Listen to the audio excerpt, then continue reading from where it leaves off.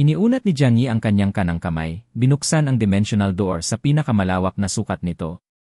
Sobrang laki nito, parang pintuan ng isang kuta, nakaharang sa pagitan nila at sa nakamamatay na liwanag ni Yuan Kongya. Ang mga pinakamalalakas na mutant mula sa iba't ibang puwersa ay hindi na nakarating kay Jiang Yi sa tamang oras. Alam nilang nakatakda na ang kanilang kapalaran, hindi na sila makakaligtas. Ang ilan ay tumakbo para sa kanilang buhay, habang ang iba ay nanatiling nakatayo, naghihintay sa pagdating ng liwanag. Ang mga naghihintay ay nadurog agad ng tamaan sila ng liwanag. Ngunit si Wei Dinghai ay may makahulugang ngiti sa kanyang mukha. Ginamit niya ang kanyang abilidad bilang Ice Lord upang balutin ang sarili ng pinakamakapal na yelo. Tingnan natin kung kaya nitong dumaan sa akin, anya. Naipagkalkula na ni Wei Dinghai na maaaring humina ang kakayahan ni Yuan Kongya sa pagkakataong ito. Sa huli, tao rin siya. Habang papalapit ang nakakasilaw na liwanag, mabilis na binalutan ni Wei ang kanyang sarili ng pinakamakapal na yelo. Ngunit nang tumama ang tahimik na liwanag, ang kanyang yelo ay nadurog na parang papel. Naglaho ang kanyang kanang braso, parang hindi ito kailanman naging bahagi ng kanyang katawan. Sa isang malakas na sigaw ng sakit, napasok siya sa dimensional door ni Jiang Yi, sakto para mailigtas ang sarili.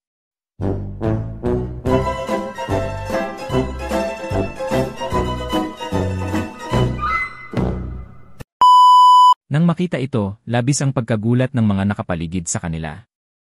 Alam nila na matibay ang Frost Armor, pero hindi sapat para lumaban sa kapangyarihan ng Silence ni Bian Zhenwu. Tuluyan nang nawala ang nakakasilaw na liwanag, iniwang sunog at walang laman ang lupa. Huminga ng malalim si Jiang Yi. Naitaboy ng kanyang dimensional door ang atake. Ang Silence ay isang malawak na atake, kaya hindi nito kayang ituon ang buong lakas sa isang punto tulad ng kayang gawin ng Divine Kamui ni Jiang Yi. Dahil dito, hindi nito nagawang sirain ang dimensional door. Ngunit ang laban ay may kapalit. Maraming mandirigma ang nalagas. Kakaunti na lamang ang natitirang pinuno ng mga grupo at mga kasapi ng investigation team. Wala nang panahon para magdalamhati. Kailangang mag-focus sa kanilang kaligtasan. Dahan-dahang sumisiksik ang takot sa kanilang mga puso. Ibinigay na nila ang lahat, ngunit ni isang galos kay Yuan Kongya ay wala silang nagawa. Sa halip, sila pa ang nagdanas ng mabibigat na pagkalugi. Paano pa sila lalaban? Posible pa bang manalo? Tinakpan ni Wei Dinghai ang kanyang sugat gamit ang yelo.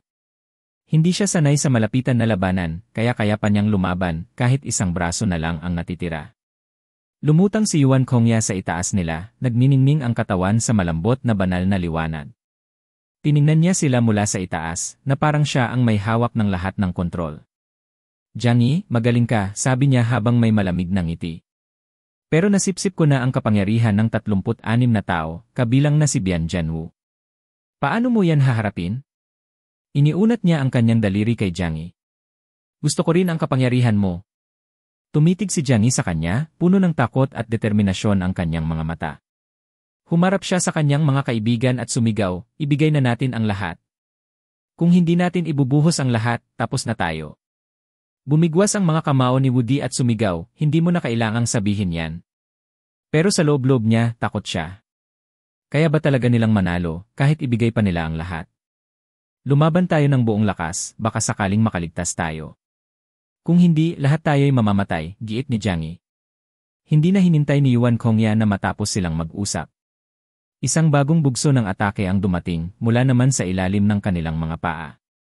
Bumuka ang lupa at sumulpot ang daan-daang matutulis na yelong baging na parang mga deadly spikes. Ito ang kapangyarihan ni Deme, isang pari mula sa Snow Cult. Habang nabubuhay pa siya, maliliit na tinik lamang ang kaya niyang palaguin. Pero sa mga kamay ni Yuan Kongya, lumakas ito ng sobra. Nagkandara pang umiwas ang lahat sa atake. Mabilis na ginamit ni Jiang Yi ang kanyang kakayahan sa espasyo para makalabas sa panganib. Ang iba naman ay nagtangkang umilag at depensahan ang sarili kahit pamapunta sila sa mga guho, basta makalayo sa mapanganib na baging. Mukhang ang mga salita ni Jiang Yi ay nakapagpaalab sa kanila. Mas matindi na ang kanilang paglalaban, itinataya ang buhay upang lumaban pabalik. Biglang tumayo ang mga buhok ni Woody, naging kulay puti na parang nyebe. Nagniningning ang buong katawan niya sa matinding enerhiya, iniangat siya patungo sa kalangitan. Si Baili Changqing, Qi Guanming, at ang iba pang kasapi ng investigation team na nagmamasid mula sa likod ng gusali ay hindi maitago ang kanilang pag-aalala. Ang mga lumulutang na kanyon ni Woody ay mabilis na nauubos ang kanyang espiritual na enerhiya. Ang labis na paggamit nito ay maaaring magdulot ng kanyang kamatayan. Pero hindi na ito iniintindi ni Woody. Sinasagad na niya ang kanyang lakas tulad ng hindi pa niya nagagawa. Halos maabot na niya ang threshold ng Epsilon level, tuluyang itinulak ang sarili lampas sa kanyang limitasyon. Napansin ni Yuan Kongya ang pagbabago at kumunot ang kanyang noo. Isa itong hindi inaasahang problema. Tumawa ng malakas si Woody. Alam niya ang ibig sabihin nito pero wala siyang ibang pagpipilian. Kung kayang isakripisyo ni Bian Jianwu ang sarili para sa grupo, kaya rin niya. Mamatay ka, halimaw, sigaw ni Woody. Nilibutan siya ng hindi mabilang na nagniningning na mga bola ng liwanag. Sa isang galaw ng kanyang kamay, sumugod ang mga ito patungo kay Yuan Kongya, bawat isa ay puno ng matinding puwersa. Ngunit madali itong naitaboy ni Yuan Kongya. Pero hindi pa tapos si Woody, itinaas niya ang kanyang mga kamay at bumuo ng higanting bola ng enerhiya, halos 1 metro ang laki, at ibinato ito sa kanya ng buong puwersa. Ang higanting lumulutang na kanyon ay mabilis na kumilos, naglalaman ng nakakasirang lakas. Hindi na nag-aksaya ng oras ang iba pa. Pinakawalan nila ang kanilang mga atake mula sa iba't ibang direksyon, sumanib sa puwersa ni Woody. Lumipat si Jiang Yi sa likuran ni Yuan Kongya, itinutok sa kanya ang Divine Kamuy. Sa unang pagkakataon, nakita sa mukha ni Yuan Kongya ang pag-aalala. Ramdam niya ang panganib na papalapit. Sa Elens, sigaw niya. Ang nakakatakot na liwanag ng kanyang kapangyarihan ay kumalat, umaabot sa lahat ng direksyon. Si Jiang Yi at Woody, isa sa harap at isa sa likod, parehong ginamit ang kanilang pinakamalalakas na atake. Mula sa malayo, nakita ni na Uncle Wu at Liang Yu ang pagsabog sa itaas. Ito ang unang beses nilang masaksihan ang ganitong salpukan ng kapangyarihan ng mga mutants. Nagbanggaan ang mga kapangyarihan sa himpapawid, nagdulot ng makulay na pagsabog bago muling bumalik sa katahimikan ang paligid. Habang unti-unting bumababa ang alikabok, nakita ang pagod na mukha ni Yuan Kongya. Marami siyang kapangyarihan pero nakakaupos ang paggamit ng mga ito ng sabay-sabay. Ang pakikipaglaban sa dalawang top-level mutants ay unti-unting nagpapahina sa kanya. Ngunit mahal ang naging kabayaran ng pagsisikap ni Woody. Namutla ang kanyang mukha at nagdilim ang kanyang mga mata.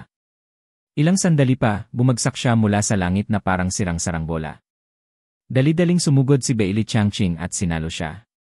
Samantala, kalmadong kinain ni Jiang Yi ang pagkain na pampalakas ng enerhiya, mabilis niyang pinapalitan ang naubos na lakas.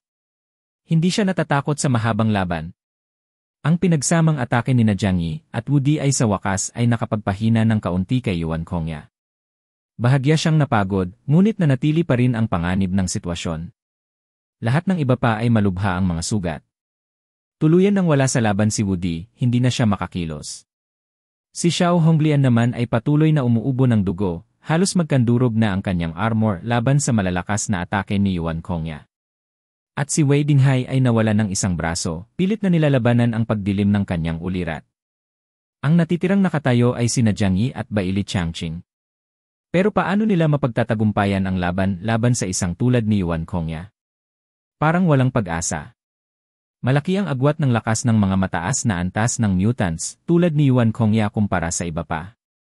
Hindi maiwasang maisip ni Beili Changqing na kung hindi lang namatay si Bian Jianwu, baka sinubukan niyang i-recruit si Yuan Kongya para sa rehiyon ng Jiangnan. Pero hindi na niya magagawa iyon ngayon. Ibig sabihin, pagtatraidor iyon sa isang kapatid na lumaban at namatay kasama nila. Bakit pa kayo lumalaban? Umalinggaw ang malamig at mapang-uyam na boses ni Yuan Kongya mula sa itaas. Pinapahirapan niyo lang ang mga sarili niyo. Bakit hindi niyo nalang hayaan na tapusin ko ito ng mabilis? Mas mababawasan ang sakit para sa inyo. Nagsalita siya na parang isang diyosa, na tila wala silang halaga sa kanyang paningin. Para sa kanya, ang mga taong ito ay hindi nabanta. Kahit si Jiang Yi, sa kabila ng kanyang kakaibang mga kapangyarihan, ay hindi matalo ang kanyang silence ability. Nasasarapan siya sa pakiramdam ng ganap na kontrol, ng kakayahang sirain ang kahit ano at lahat sa kanyang kagustuhan. Mula sa malayo, walang magawa ang mga kasapi ng investigation team habang pinapanood ang laban. Tulad ni Ming Siyu na ang mga kakayahan ay hindi akma para lumaban sa isang tulad ni Yuan Kongya, pero hindi nila kayang tiisin ang nakikitang paghihirap ng kanilang mga kaibigan. Samantala, sina Liang Yu at ang iba pa ay nagtago sa likod ng malaking bato, pinagmamasdan si Jiang Yi sa gitna ng labanan. Sa kabila ng mapanganib na sitwasyon, naniniwala sila sa kanya. Mahinang bulong ni Liang Yu, alam ni Jiang Yi kung gaano kadelikado ang sitwasyon. Hindi siya nandito kung wala siyang plano. May paraan siya para manalo. At sa puntong iyon, nagsalita si Jiang Yi. Napabuntong hininga siya at nagsabi, mukhang hanggang dito na lang kayo. Hindi nyo nagawa ang inaasahan ko, pero sapat na ang nagawa nyo, dagdag niya, kalmado ang tono. Nagulat ang lahat sa kanya. Nga't nakaapekto ang divine power ni Jiang Yi kay Yuan Kongya, pero mas kilala siya sa kanyang depensa, kaysa sa pag-atake. Kung one-on-one, iniisip nila, matagal nang tinalo siya ni Yuan Kongya. Kaya, bakit biglang nagpakita ng tiwala si Jiang Yi? Inutusan ni Jiang Yi ang iba na lumayo, ngunit nanatili ang kanyang mga mata kay Yuan Kongya. Umalis na kayo rito, matigas niyang sabi. Ako na ang bahala dito. Lahat ng nangyayari ay ayon sa plano ni Jiang Yi. Hindi niya inasahang talunin ng iba si Yuan Kongya. Ang papel nila ay pahinain siya hanggat kaya. Napatitig si Baili Changqing kay Jiang Yi, nabuguluhan. Jiang Yi, seryoso ka ba? Nagkibit balikat si Jiang Yi, mukha ba akong nagbibiro? Siyempre, hindi siya nagbibiro. Walang nagnanais mamatay sa ganitong sitwasyon. Pero si Jiang Yi ay hindi ang tipo ng tao na isasakripisyo ang sarili para sa iba ng walang mabigat na dahilan. Nang makita ang determinasyon ni Jiang Yi, alam ng iba na kailangan nilang magtiwala sa kanya. Sige, sayo kami umaasa. Si Xiao Honglian at si Wei Dinghai, kahit sugatan, ay nagsimulang umatras. Sinulyapan ni Xingqian si Jiang Yi, naggangalit ang mga ngipin.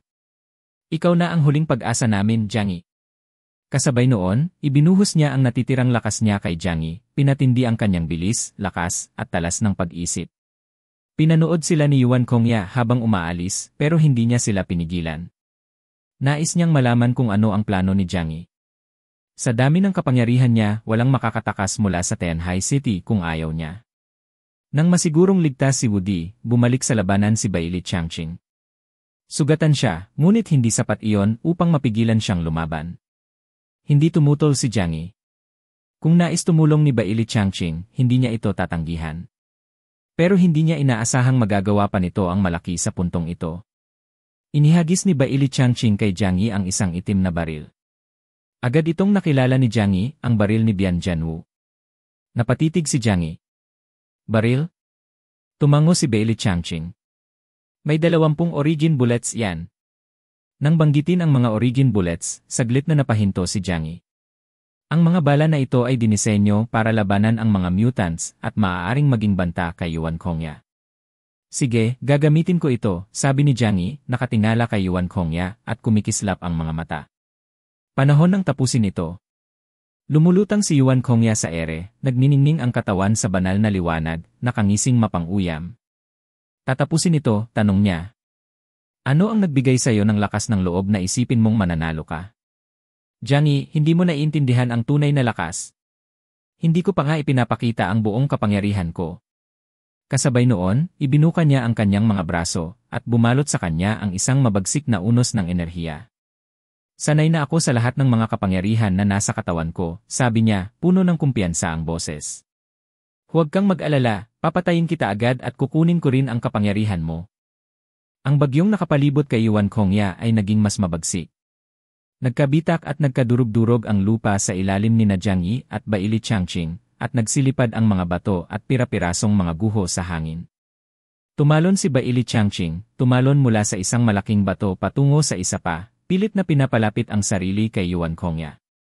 Ngunit hindi siya basta-bastang papayagan ni Yuan Kongya. Sa isang mabilis na galaw ng kanyang kamay, pinakawalan niya ang isang malakas na puwersa na tumama kay Baili Changqing, dahilan upang mapalipad siya pabalik. Kahit ang pinakamalalakas na mutant tulad ni Baili Changqing ay walang magawa kapag nasa ere. Ngunit hindi na pinansin ni Jiang Yi si Baili Changqing. Para sa kanya, hindi na siya isang batang kailangan ng patuloy na pagbabantay.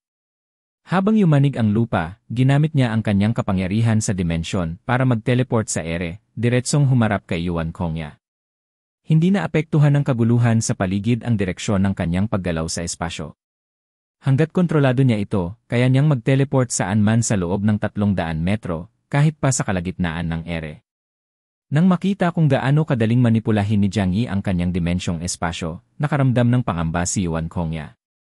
Agad siyang kumilos, inihampas ang kanyang kanang kamay, at tinawag ang isang higanting itim na buhawi na parang isang paikot-ikot na dragon na inihagis patungo kay Jiang Yi. Ngunit hindi umiwas si Jiang Yi. Nakatayo siya ng kalmado, itinaas ang kanyang kanang kamay at binuksan ang isang pintuan ng dimensyon. Sa isang iglap, ang itim na buhawi ay nilamon ng portal at tuluyang naglaho. Pagkatapos, isang pangalawang pintuan ang bumuka sa kanan ni Yuan Kongya at bumalik sa kanya ang parehong buhawi. Pumalakpak siya ng kanyang mga daliri, winasak ang malaking buhawi na parang bula. Natigilan si Yuan Kongya sa lumang taktika ni Jiang Yi. Kaya dimensyon mo pala ang puhunan mo, ha? Tingnan natin kung kaya mong labanan ito, hamon niya. Ngunit nagsisimula pa lang si Yuan Kongya. Agad niyang itinaas ang kanyang mga braso, at sa isang iglap, daan-daang buhawi ng nagliliwanag na enerhiya ang nagpakita sa paligid ni Jiang Yi, lahat ay nakatutok sa kanya. Sa isang galaw ng kanyang kamay, sumugod ang mga buhawi patungo kay Jiang Yi, parang isang nakamamatay na bagyo, tumatama sa ere ng may nakamamatay na katumpakan. Isang mabagsik na unos ang dumaan sa lugar, iniwang wasak at sira-sira ang lupa. Ngunit sa kabila ng tila walang pag-asang sitwasyon, biglang lumitaw si Jiang Yi mula sa wala, buo at walang dasgas. Nakatayo siya roon, kalmado at walang bakas ng pagkabahala, na para bang walang nangyari. Milya-milya ang layo, nanood sina Wei Dinghai, Xiao Honglian, at ang iba pa ng may pagkagulat, hindi makapaniwala kung paano nagawa ni Jiang Yi ang ganoong kamangha-manghang bagay. Natulala si Xiao Honglian, ang kanyang mga mata ay puno ng paghanga, habang pabulong niyang sinabi, hindi pa natin kailanman nakita ang tunay na lakas ng batang si Jiang Yi. Naisip pa niya na, sa huli, mukhang hindi ganoon kasama ang pakikipagtulungan kay Jiang Yi sa kanyang naunang hiling. Ngayon, iniisip na niyang makipag-usap ng pribado sa kanya sa hinaharap. Sa pagkakataong iyon, kakaunti lamang, tulad ni Uncle Vu at Liang Yu, ang tunay na nakakaunawa sa kamangha-manghang kakayahan ni Jiang Yi sa kaligtasan. Ang kanyang kakayahan sa dimensyon ay talagang kahanga-hanga, at ngayon, kaya na niyang maglakbay sa espasyo, na halos imposibleng masaktan ng pisikal na atake. Samantala, sa gitna ng labanan, nanatiling hindi nasasaktan si Jiang Yi sa mga atake. Tumaas ang kilay ni Yuan Kongya sa pagkabigla pero mabilis din siyang umisi. Iyan lang ba ang kaya mo, asar niya? Bagaman kinamumuhian niya ang mga kakayahan ni Jiang Yi, hindi siya natatakot.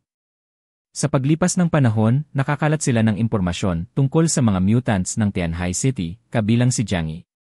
Ang kanilang konklusyon. Kahanga-hanga ang kanyang depensa, ngunit kulang ang kanyang lakas sa pag-atake. Kahit ngayon, gamit ang kanyang Divine Kamui, matindi ang epekto sa katawan at kailangan ng tamang timing. Hindi ito epektibo sa direktang labanan. Sa kanyang paningin, hindi siya kayang talunin ni Jiang Yi sa harapang labanan. Ngunit iba ang iniisip ni Jiang Yi. Ano ang mananalo, isang matalim na sibat o isang hindi masirang kalasad? Ang mga nanonood mula sa malayo ay nanatiling balisa, tahimik na nagdarasal para kay Jiang Yi. Hoy, huwad na Diyosa! Kung kaya mo akong habulin, subukan mo, hamon ni Jiang Yi, sabay pakawala ng mapanuksong galaw patungo kay Yuan Kongya. Ang kanyang mga salita ay lalong nagpasiklab sa galit ni Yuan Kongya, at bumawi siya ng mas matindi pang atake. Jiang Yi, hangal ka. Mukhang nagsawa ka ng mabuhay, galit niyang sigaw. Gaano man kabilis at kabagsik ang mga atake ni Yuan Kongya, patuloy na nawawala at muling lumilitaw si Jiang Yi sa ere. Ang kanyang kakayahan sa paglipat ng espasyo ay halos imposibleng tamaan siya, habang ang kanyang pintuan ng dimensyon ay madaling sumisipsip ng lahat ng ordinaryong pisikal na atake. Napilitang palawakin ni Yuan Kongya ang saklaw ng kanyang mga atake, sinusubukang itrap siya. Pero sa puntong iyon, ipinakita ni Jiang Yi ang kanyang bagong kakayahan. Sa halip na isang malaking pintuan ng dimensyon na hindi kayang galawin, nakabuo siya ng mas maliit na dimensional shield. Kaya niyang paliitin ang pintuan hanggang sa laki ng isang kalasad at kontrolin ito gamit ang kanyang mga kamay. Bagaman mas maliit, mas madali itong galawin at kaya nitong pigilan ang mga atake mula sa kahit anong direksyon. Nagbigay ito sa kanya ng kalayaang lumaban at magdepensa. Ang tanging epektibong atake niya ay ang kanyang teknik sa mata, ang Divine Kamui. Patuloy ang labanan, umabot sila sa mabagyong hangganan, kung saan sinisipsip at binabalik ng dimensyonal na kalasag ni Jiang Yi ang bawat ataking ibinabato ni Yuan Kongya. Hindi lang siya tumatanggap ng mga atake. Sa tuwing makakita siya ng butas, nagiging handa siyang umatake gamit ang kanyang Divine Kamuy. Dahil dito, napilitang maging maingat si Yuan Kongya sa kanyang mga atake. Kinailangan niyang salubungin ang mga ito gamit ang sarili niyang kapangyarihan, nagdudulot ng tensyong labanan. Umabot na sa 10 kilometro ang sakop ng labanan, nakasentro sa mga guho ng Snow Worship Church. Mga ilusyong bola ng liwanag ang lumulutang sa ere, sinisira ang lahat ng madaanan nila. Sa lahat ng aspeto, hindi dapat nagtagal si Jiang Yi sa labanang ito. Ang kanyang lakas sa labanan ay mas mababa kaysa kay Yuan Kongya. Ngunit may dalawang bentahe siya. Una, ang suporta mula sa kakayahan ni Xinqian na Torture Army, at pangalawa, isang malaking supply ng pampalakas na pagkain na nakatago sa kanyang dimensional na espasyo na inihanda ni Yang Mi. Nakipaglaban siya habang kumakain para muling makakuha ng lakas. Kung wala ito, bumagsak na sana siya pagkatapos lamang ng 5 atake. Namangha siya sa tibay ni Yuan Kongya. Ang kanyang mga kapangyarihan ay tila walang katapusan, isang patunay ng lakas ng isang level 5 mutant. Napagtanto ni Jiang Yi kung gaano kalawak ang kanyang kapangyarihan, kahit na hindi pa ganap na bihasa sa labanan. Ang mga nanonood tulad ni Baili Changqing ay natulala sa katahimikan. Sa simula, duda sila sa kakayahan ni Jiang Yi, ngunit ngayon, labis silang namangha. Naalala ni Baili Changqing ang sandaling bago mamatay ang kanyang kapitan na si Bian Jianwu nang nais niyang kunin si Jiang Yi sa kanilang koponan. Sa wakas, nauunawaan niya na ang tunay na ibig sabihin ni Bian. Malinaw na ngayon na hindi na dapat uling galitin ni Wu Di si Jiang Yi. Napakahusay ng depensa niya, sabi ng isa. Mapalad tayo at hindi natin siya nilabanan ng seryoso. Siguradong nilipol tayo. Pareho ang iniisip ni na Xiao Honglian at Wei Dinghai. Ngunit baka hindi pa rin ito sapat, sabi ni Meng Xiu habang nakakunot ang noo. Malaki ang agwat ng lakas, lalo na sa isang epsilon level. Ang mga atake ni Jiang Yi ay maaaring makapagpatagal lamang, hindi makatalo. Kung mapagod si Yuan Kongya, pwede siyang umalis sa laban at tayo naman ang atakehin. Nanghina ang kanilang mga puso. Tama si Meng Xiu. Depensa lamang ang kayang gawin ni Jiang Yi. Kung magdesisyon si Yuan Kongya na pagtuunan sila ng atensyon, wala siyang magagawa para pigilan ito. Sa bilis ng kanyang telekinesis, halos kasing bilis ng teleportasyon, kaya niyang iwanan ang labanan at patayin sila sa isang iglap. Wala tayong ibang magagawa kundi magtiwala kay Jiang Yi, sabi ni Baili Changqing, matatag ang boses. Kung talagang gusto tayong patayin ni Yuan Kongya, hindi tayo makakataka sa kanya. Alam nilang tama siya. Sa harap ng ganitong agwat ng kapangyarihan, ang anumang pag-asa ay tila walang katotohanan. Maliban na lang kung kayang pahinain ni Jiang Yi si Yuan Kongya para hindi na siya makatakbo, walang saysay ang pagtakbo. Sa labanan, mahigit 10 minuto nang magkasagupa sina Jiang Yi at Yuan Kongya. Makikita na sa mga mata ni Yuan Kongya ang pagkabigo. Sinubukan na niya ang dose-dosenang paraan para talunin si Jiang Yi, ngunit parang pandaraya ang kanyang dimensional shield at kakayahan sa paglipat ng espasyo. Hindi niya matamaan, hindi niya mahuli. At iyon ang labis na nakakainis. Naging mas agresibo ang kanyang mga atake, bawat isa ay mas nakakakilabot kaysa sa nauna. Silence! Divine Kamuy! Isa pang napakalakas na alon ng enerhiya ang humati sa hangin, winasak ang kalungsuran. Nagkadurog-durog ang mga gusali, ang kanilang mga estruktura ay nagiging nagniningning na mga bola bago tuluyang maglaho. Ang labanan ay isang malabong larawan ng pagkawasak, sina Yuan Kongya at Jiang Yi ay naglalaban na tila walang katapusan. Ngunit sa kabila ng walang humpay na pagsisikap ni Yuan Kongya, hindi niya matalo si Jiang Yi. Ang kanyang pagkadismaya ay nagiging mas mapanganib pagdududa. Hinahanap niya si Shen Yishen. Ang kanyang kalmadong presensya, ang talas ng kanyang isipan, na ginagabayan siya sa bawat galaw na parang isang chess master na naglalagay ng mga piyesa sa board. Ngayon, wala siya sa tabi niya, bawat galaw ay tila hindi tiyak. Ang kanyang dibdib ay kumirot habang bumabalik ang mga alaala ng taktikal na katalinuhan nito. Kung nandito lang sana si Sheng, alam na niya ang gagawin. Bumulong ang panghihinayang sa kanyang isip habang sinasangga niya ang isa pang atake. Malakas siya, ngunit hindi sapat ang lakas lamang laban sa hindi matinag na depensa ni Jiang Yi. Isang buntong hininga ang lumabas sa kanyang labi, may halong pagod. Tapos, tila baga bumulong ang espiritu ni Sheng sa kanyang tenga, isang ideya ang sumiklab sa isip niya. Masyado siyang pabigla-bigla, hinayaan niyang ulap ng kanyang pagkawalang pasensya ang kanyang paghatol, hinayaang kontrolin ni Jiang Yi ang ritmo ng kanilang laban. Ano kaya ang gagawin ni Sheng sa ganitong sitwasyon? Naningkit ang kanyang mga mata habang bumabalot ang linaw sa kanyang isipan. Panahon ng baguhin ang estilo ng paglalaro. Walang pasabi, lumipad siya sa ere. Ang kanyang nagliliyab na aura ay nag-aalab habang siya ay dumulas na parang kometa, iniwan si Jiang Yi. Ang target niya. Ang kanyang mga kakampi. Nanlaki ang mata ni Jiang Yi nang maunawaan niya ang bagong taktika nito, ngunit isang ngiti ang sumilay sa kanyang mga labi. Matalino.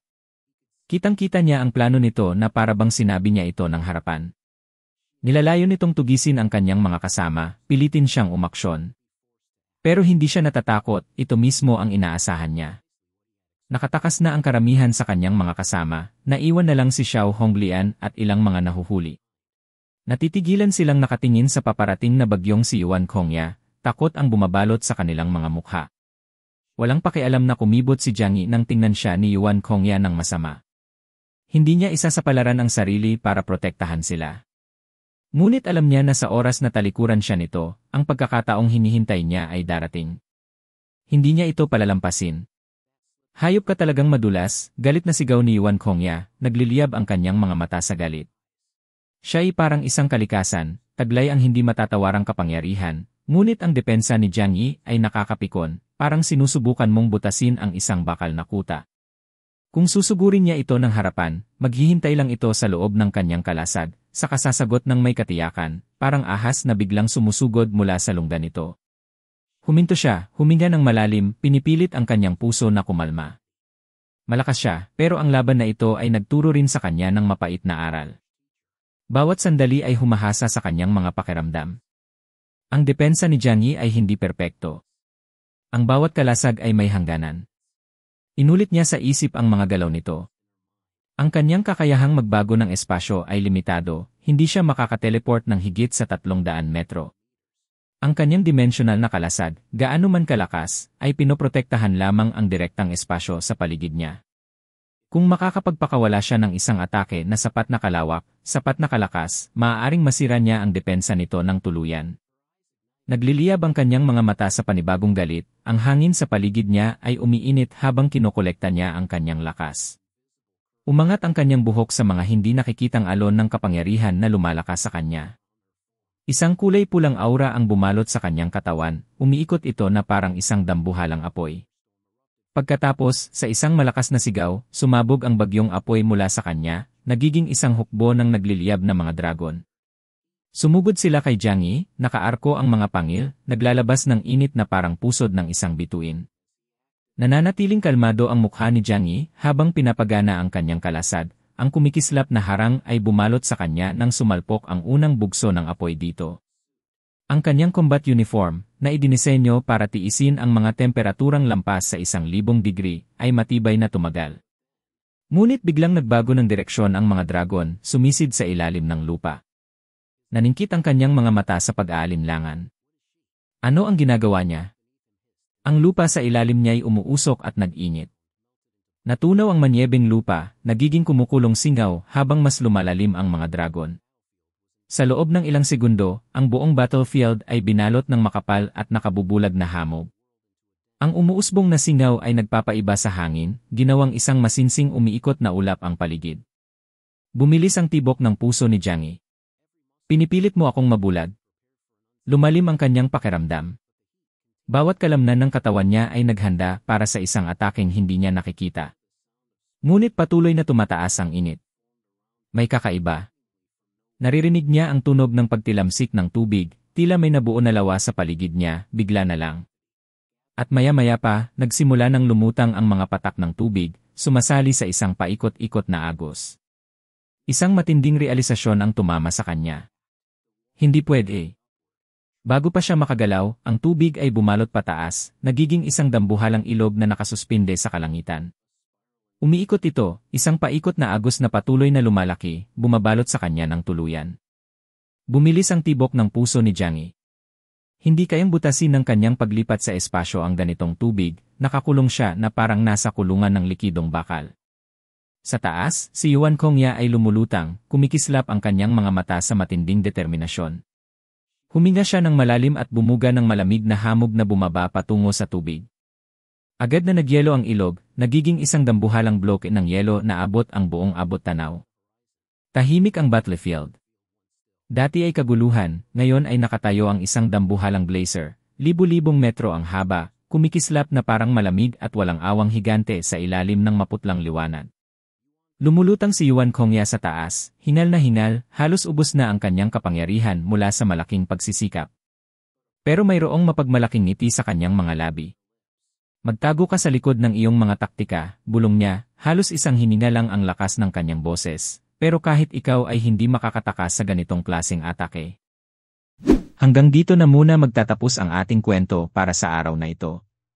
Maraming salamat sa inyong panunood. Layunin kong isalin sa ating salitang Tagalog ang Global Freeze hanggang sa pinakabagong episode. Huwag kalimutang i-click ang subscribe button at i-on ang notification bell para hindi niyo ma-miss ang mga updates. Babalik ako bukas para sa isa pang kapanapanabik na episode. Hanggang sa muli, ingat kayo at tandaan, ang lahat ng problema ay may solusyon, at wag mo nang paabutin pa sa Rafi Tulfo in action.